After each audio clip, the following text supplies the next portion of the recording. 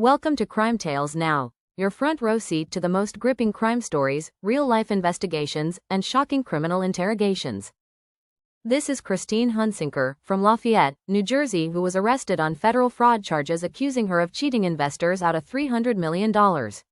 She is the founder of Castle, which is a clothing rental company. In addition to her most recent fashion business venture named P180, Hunsicker was once hailed as a rising star in fashion tech. She was so highly regarded in the fashion industry that she was named to Crain's 40 Under 40. She was selected as one of Inc.'s most impressive women entrepreneurs. She was even recognized by the National Retail Federation as someone shaping the future of retail, the indictment noted. Castle, which underwent a rebrand from its previous name of Gwynnie in 2018, set out to disrupt the trillion-dollar fashion industry by providing brands with an easy way to rent their products to trend-driven consumers. But now she faces federal charges in a $300 million fraud scheme that has drawn comparisons to Theranos, Madoff, and Enron.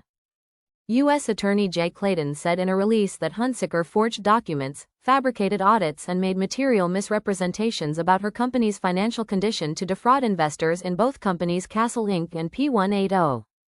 Christine Hunsicker was charged with a total of 6 counts, including fraud, aggravated identity theft, and false statement charges in the indictment in a Manhattan, New York federal court. The former chief executive of 2 clothing technology companies was subsequently allowed to self-surrender and was released on the same day on a $1 million bail after she pled not guilty to charges alleging she cheated investors out of over $300 million over the past 6 years. The indictment said Hunsicker, once regarded as an on-the-rise fashion entrepreneur, portrayed Castle as a high-growth, private company with substantial cash on hand even though she knew it faced significant financial distress. In a statement, her defense lawyers Michael Levy and Anna Skotko said prosecutors have chosen to present to the public an incomplete and very distorted picture in today's indictment, despite Hunsicker's efforts to be fully cooperative and transparent with prosecutors and the Securities and Exchange Commission. There is much more to this story, and we look forward to telling it, her defense attorneys said. Hunsicker entered a not guilty plea and agreed to the rules of the $1 million bail, which included not having any contact with former or current investors or employees. She did not comment as she left the courthouse with attorney Skotko. According to the indictment, Hunsicker continued her fraudulent scheme even after the Castle Board of Directors had removed her and prohibited her from soliciting investments or taking other actions on the company's behalf. The indictment against Hunsicker said that she persisted in her scheme, even after law enforcement agents confronted her over the fraud. At a time when the business was in financial distress with limited cash available and significant expenses, Castle was valued by Hunsicker at $1.4 billion, the indictment said. Hunsicker was lying to investors in February 2019 and continued to do so through this March, prosecutors allege. They said she fed investors falsely inflated income statements, fake audited financial statements, fictitious bank account records, and sham corporate records. She allegedly told one investor in August 2023 that Castle reported an operating profit of nearly $24 million in the second quarter of 2023 when its operating profit that quarter was actually less than $30,000. The indictment alleged that she carried out the majority of the fraud by bilking Castle investors of $275 million before forming P180 last year to infuse Castle with cash before its investors could discover her fraud. Through misrepresentations and omissions, she cheated P180 investors out of about $30 million, the indictment said.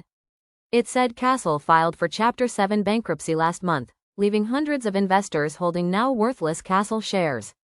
Hunsicker was forced to resign from Castle's board in December and formally resigned as chief executive in March.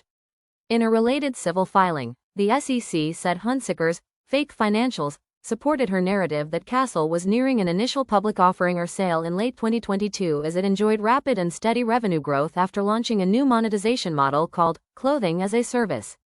In reality, Castle's revenues were shrinking, its losses were increasing, and the company was never profitable, the lawsuit said.